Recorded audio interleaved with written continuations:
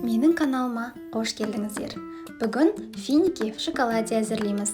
Оған қажетті ингредиенттер мөлшері видеоның описаниясында бар. Алдымен карамельді дайындаймыз. Қызып тұрған табаға қант салып ерітеміз. Әбден еріген соң ыстық сливки мен бөлме температурасындағы жұмсақ майды қосып араластырамыз. Карамель дайын болған соң оттан түсіріп суытамыз. Енді шоколадтарды ерітеміз. Мен ақ және қара шоколад қолдандым.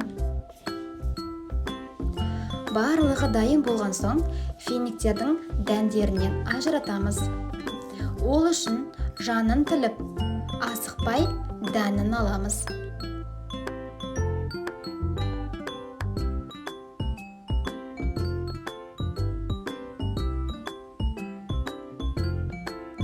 Барлық финиктарды тазалаған соң карамель құйып, содан миндаль салып аузын бекітеміз.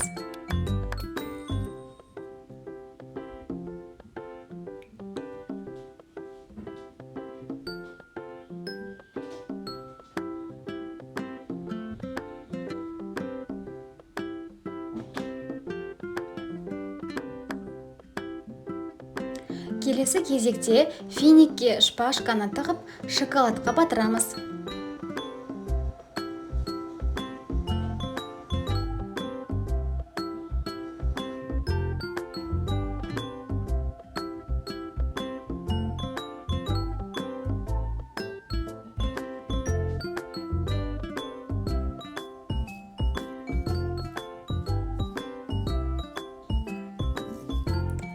Барлық финиктерді шоколадқа батырған соң әсемдеуге болады.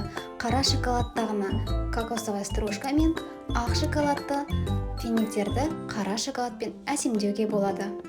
Осымен біздің финиктеріміз дайын.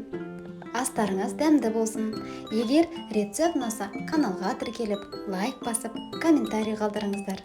Келесі кездескенше.